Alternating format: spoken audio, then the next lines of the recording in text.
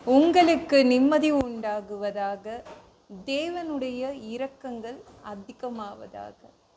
தேவன் என்ன சொல்றாங்கன்னா, சங்கீதம் 103:11, பூமிக்கு வானம் எவ்வளவு உயரமாய் இருக்கிறதோ அவருக்கு பயப்படுகிறவர்கள் மேல் அவருடைய கிருபையும் அவ்வளவு பெரிதாய் இருக்கிறது. உங்க மேல தேவனுடைய கிருபை வைக்கப்பட்டிருக்குதுங்க. அவருடைய இரக்கங்கள் உங்கள் மேலே வைக்கப்பட்டிருக்குது. அது எந்த அளவு வச்சுருக்காங்க அதை நம்ம தெரிஞ்சுக்கணும்ல. இரக்கத்தை, தேவனுடைய இரக்கம் உங்கள் மேலே இருக்குது, அது எந்த அளவு இருக்குது.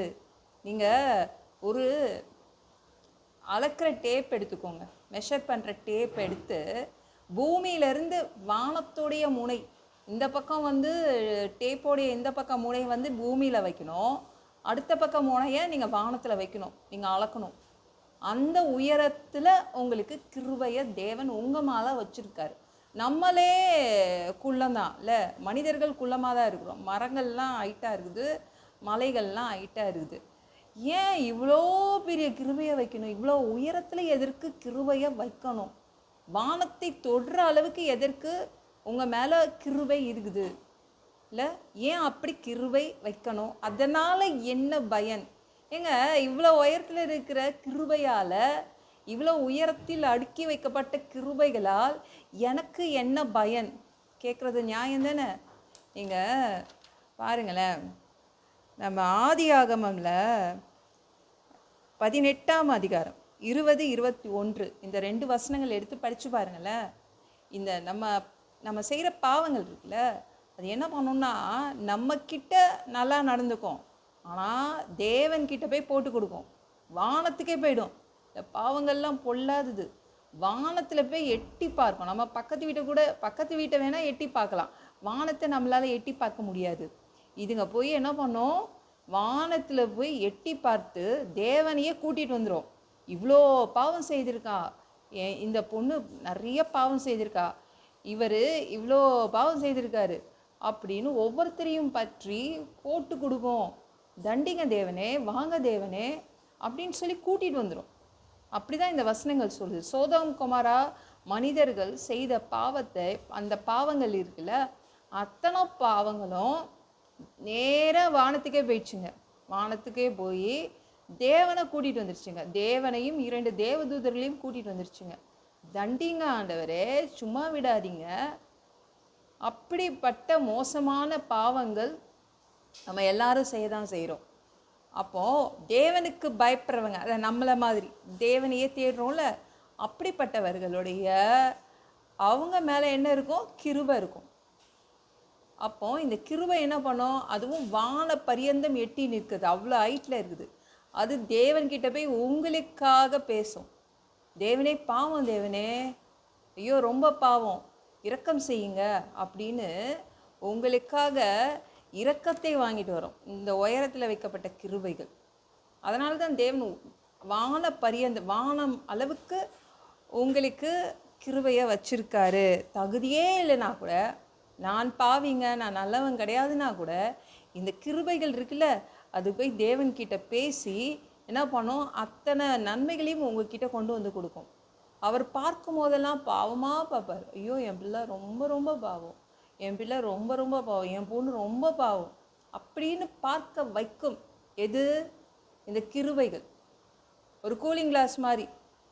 அவர் பார்க்கும்போது, ஐயோ ரொம்ப பாவம் என் பிள்ளை அப்படின்னு. பாவம் இல்லாத மனிதனே இல்லை. ஆனால் கிருபை இருக்கும்போது, ஒரு மனிதன் மேலே கிருபை இருக்கும்போது தேவன் பார்க்கிற பார்வை வேறு விதமாக இருக்கும். ஐயோ பாவம், இது செய்து கொடுத்துடலாம், வியாதியை சரி பண்ணி கொடுத்துடலாம், பணம் கொடுத்துடலாம், அப்படின்னு நிம்மதியை கொடுத்துடலான்னு அவர் நினைப்பார். அவர் பாவமாக பார்த்தா நம்மளுக்கு லாபம், அவர் கோபமாக பார்த்தா கஷ்டம் இல்லை. அதனால தான் நம்ம மேலே கிருபைகள் வைக்கப்பட்டிருக்குது. அப்போனா இந்த கிருபைகள் நமக்கு ரொம்ப ரொம்ப முக்கியம். கிருபைகள் வாங்கணுன்னா நீங்கள் நல்ல தாழ்மையாக இருக்கணும். கிருபைகள் அதிகமாக ஏறும், சரிங்களாங்க. வானம் அளவுக்கு உயரத்தில் நிற்குது நம்ம மேலே வைக்கப்பட்ட கிருபைகள். அப்போனா நல்ல தாழ்மையாக நடந்துக்கோங்க எல்லார்கிட்டையும். கிருபை அதிகமாக பெருகும். அது மாதிரி அதிகாலையிலே எழுந்து கிருபையை வாங்கிக்கோங்க. அதிகாலை ஒரு 3 மணி 4 மணி 5 மணிலே எழுந்து நம்ம ஜெபம் பண்ணும்போது புதிய புதிய கிருபைகள் கிடைக்கும். ஆனால் அந்த கிருபைகளுடைய உயரம் வானத்தை தொடும். அந்த அளவுக்கு கிருபைகள் தான் உங்கள் மேலே அவர் வச்சிருக்காரு. தகுதியே இல்லைங்க, இந்த வேலை எனக்கு கிடைக்கவே கிடைக்காதுங்க, அந்த வேலை உங்களுக்கு தான் கிடைக்கும். தகுதியே இல்லைங்க, அந்த பொண்ணு அந்த பையன்லாம் எனக்கு கிடைக்காது, அவங்க அந்த இடத்துல தான் ஆண்டவர் வந்து உங்களுக்கு கல்யாணம் பண்ணி கொடுப்பார். அப்படிப்பட்ட நல்ல நல்ல இடங்களெல்லாம் இந்த கிருபை என்ன பண்ணும், நல்ல சூப்பரான நன்மைகள் எல்லாம் கொண்டு வந்து உங்களுக்கு கொடுத்துடும். தேவனுடைய கிருபைகள் அதனால தான் உங்கள் தலைமையில் வைக்கப்பட்டிருக்குது. சரிங்களா?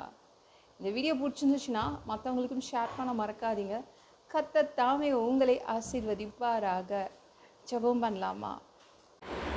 அன்பு பிதாவே, உங்கள் பிள்ளைங்க உங்கள் பாதத்தில் வந்திருக்காங்க. உங்கள் பிள்ளைங்க தகுதியே இல்லைனா கூட, எதற்கும் தகுதி அற்றவர்களாக இருந்தால் கூட, நீங்கள் உங்கள் பிள்ளைங்க மேலே வச்சிருக்கிற கிருபை எல்லாவற்றையும் வாங்கி கொடுத்துடும். அதற்காக தான் உங்கள் பிள்ளைங்க மேலே அவ்வளவு உயரமான கிருபைகளை வச்சுருக்கீங்க. நன்றி அப்பா. எல்லாம் பொல்லாத பிசாசுகள், ஏவல்கள், மந்திரங்கள், தற்கொலை ஆவிகள், பயத்தின் ஆவிகள், பலவீனப்படுத்துகின்ற ஆவிகள் எல்லாம் இயேசு என்ற பெயரினை கொண்டு துரத்துகிறேன். ஓடிப்போ. உங்கள் பிள்ளைங்களை ரத்த கொட்டிக்குள் மறைச்சிக்கோங்க. பரிசுத்த ஆவியால் நிரப்புங்க. ஞானஸ்நானம் எடுக்கணும். ரட்சிப்பீராக. இயேசுவின் காயப்பட்ட தழும்புகளால் எல்லா வியாதிகளும், எல்லா பலவீனங்களும், கேன்சர் போன்ற வியாதிகளும் சரியாகுவதாக. மரணப்படுக்கைகள் சரியாகுவதாக. அப்பா, ஒரு மனிதனாக பிறந்தா ஜீவ புஸ்தகத்தில் பேர் இருக்கணும். அப்படி இல்லைன்னா அந்த மனுஷனை பிடிச்சி நீங்கள் நரகத்தில் தள்ளிடுவீங்க. தீ எரிக்கிற இடத்துல எப்படி போய் வாழ்கிறது? பரலோகத்துக்கு வரதுக்கு ஆசைப்படுறோம். அடித்து உதச்சி திருத்தி எங்களை பரலோகத்துக்கு அனுப்பிடுங்க. கழுவப்படாத பாவங்கள் எங்ககிட்ட இருந்துச்சுன்னா அவங்க திரு ரத்தத்தை கொண்டு கழுவி எங்களை பரலோகத்துக்கே அனுப்பிடுங்கப்பா. எந்த ஒரு இமைப்பொழுது நீங்கள் வருவீங்க, நீ இயேசுவை வணங்கி வணங்கி காத்துட்ருக்கோம். பரிசுத்தமாக வாழ்ந்து வாழ்ந்து காத்துட்ருக்கோம். இப்போ அந்த ஒரு இமைப்பொழுதில் உங்களுக்கு ஒப்பான உடம்பு எங்களுக்கு கொடுக்கப்படும். அதை பெற்றுக்கொண்டு மத்தியவானத்தில் உங்களை சந்திக்க வருவோம். அந்த தருணத்தை நாங்கள் இழந்துடக்கூடாதுப்பா. ஒரு மனுஷனால் பரிசுத்தமாக வாழ்கிறது கூடாத விஷயம். அதற்கு கூட உங்கள் உதவி கேட்டு வந்து நிற்கிறோம் அப்பா. 7 வருடம் அந்த கிறிஸ்து ஆட்சியில் விட்டுட்டு போயிடாதீங்க.